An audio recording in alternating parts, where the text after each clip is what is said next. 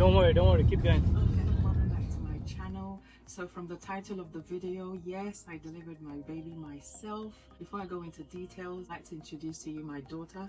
Her name is Zoraya. She's a month old now. It actually took me a little while to record this video. Yeah, I'm just gonna get right into it. So at the time I was 40 weeks pregnant, I had an appointment with my midwife, and that was a sweep appointment. So usually when the baby hasn't arrived, they would suggest you have a sweep, and pregnancy usually go up to 42 weeks. So at the time I was 40 weeks, I was happy to do the sweep. And I remember my husband coming with me to the appointment. Obviously, because of the whole COVID-19 situation going on, he wasn't allowed into the building, so he was waiting outside for me. That I had the sweep done, and as soon as it was done, I was already feeling funny. I could tell. So the GP is about 5 minutes away from the house.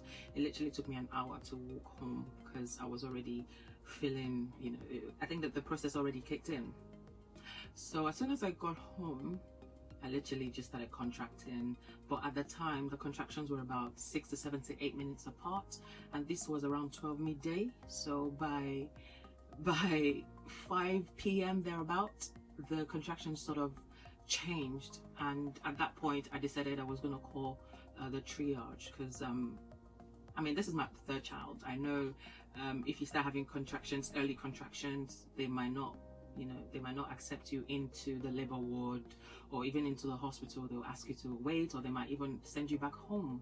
So I just thought I would wait a couple more hours till I'm sure I've got into the next stage of labor.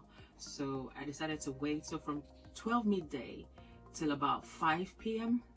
So I decided to make the call to the hospital at about 15 minutes past 5 o'clock. I did explain what was going on with me, and the contractions had slightly changed, and yeah, I'm ready to come in, and she took a lot of details. I was on the call for quite a little bit, for about 15 minutes or so, and in between the call I did have contractions, and the lady was telling me, oh, just breathe through it and you'll be fine, and blah blah blah. So after taking all my details and everything, she said to me to stay home. She said to me, based on everything that I'd said, it didn't look like anything had progressed, so I should just stay home. I should eat a lot of snacks, I should drink a lot of water, and I could even have a warm bath if I'd like, but I shouldn't hesitate to call back if anything had changed. And I did say to her, well, madam, I'm calling now. That's the reason why I've called now, because things have changed. Okay. So I did say to her, that's the reason why I've called, because I've been contracting since 12 midday, and this is past 5. So the contractions are sort of changed now. The timings are 3 to 5 minutes apart, and although it wasn't consistent, but it's about 2 minutes, 3 minutes, 5 minutes consistency. And she said I should stay home. She told me to stay home, but at that point I really couldn't take it anymore. I remember calling my sister from the other room, because she was the one that would drive us to the hospital. I just called her. I'm like, nah, I can't take this anymore. Pack my bags. At this point the baby's head was already out, but I was already in a laying position, so it was just really difficult to move around. So I remember my mom had heaven on her back.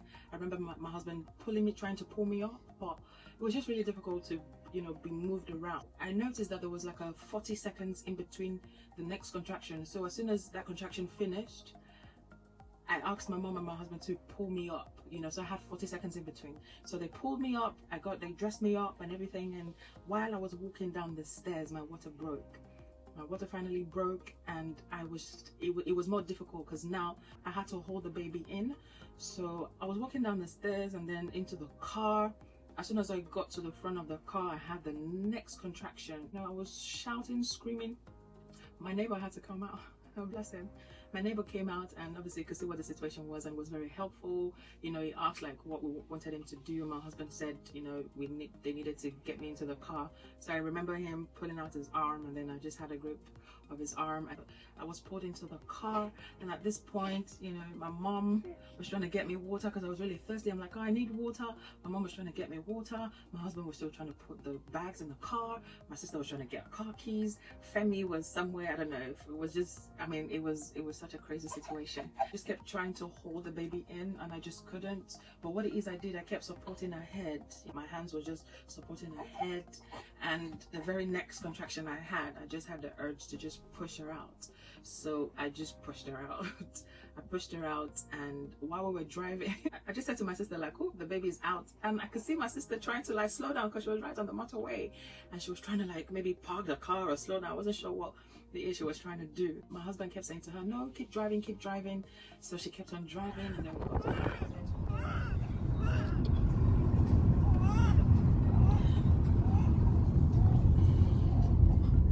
Don't worry, keep going. While we're on the way to the hospital, we had to call again because we weren't sure if we needed to still go to the maternity ward or the emergency unit. So we had to call again, and the customer service did say that it was the maternity ward that we should go. And yeah, so we drove to the maternity wards, and we had a couple of midwives come down to come have a look at the situation, and they helped me up into the wheelchair and they pulled me upstairs, and as soon as I got upstairs I delivered the placenta, and that came out, and the baby was weighed, and then the umbilical cord was cut. Everything was fine, the baby was fine. They did check her for bruises or anything that could have happened while I delivered her, but she was absolutely fine. There was absolutely nothing wrong with her, and I was fine as well. I was perfectly fine as well. I didn't have any stitches or any complication or anything. It was absolutely fine. And yeah, literally the next day I packed my bags and carried my baby, and I was ready to go home. But one thing I wanted to really talk about was the fact that I was asked to just stay at home, because I feel like that was a bit concerning, because even at the point that I called to let them know that I was having contractions and it has sort of escalated, like I felt based on the information I was given, they would just say to me, oh, come in, pack your bags and come in.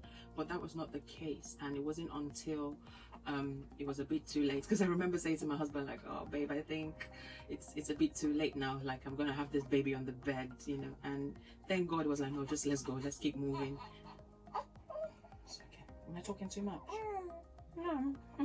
Because I felt based on the information that I've given over the phone, I'll be asked to come in, but instead I was asked to stay home and drink plenty of water and eat a lot of snacks. But if anything changes, I shouldn't hesitate to call them back. But at the point I'm calling back, which was like 2 minutes after, it was too late. The baby's head was out. For first-time moms or just expecting mothers, like once you get to the mark where you're having your contractions 2-3-5 minutes apart, 2-3-5 minutes apart, or even if that's not the case, but if you're just ready to go, just pack your bags and go, because your body, you would definitely know something is just different and you just need to go. Unfortunately for me, it was a bit too late. Literally 2 minutes after I got off the call, things really progressed really quickly. So for you, that could be avoided, so if your contraction starts and you've been maybe like 2 hours, I would say maximum of 2 hours that you've been having your contractions, just pack your bags and go to the hospital, because you don't want to have your baby in the car or on the road. I mean, I watched a video the other day. The lady literally had a baby at the gas station and on the concrete floor. Like it was such a horrible situation, horrible condition to have your child. Anyway, so thank you so much for watching. Please do subscribe if you haven't, and like this video, give it a thumbs up, and I would love to hear your comments. Where did you have your baby? Did you have your baby at the hospital? Did you have your baby in the car? Is there any unusual circumstance to the birth of your child? Please make comments. Thank you very much for watching, and I hope to see you guys next time. Bye for now.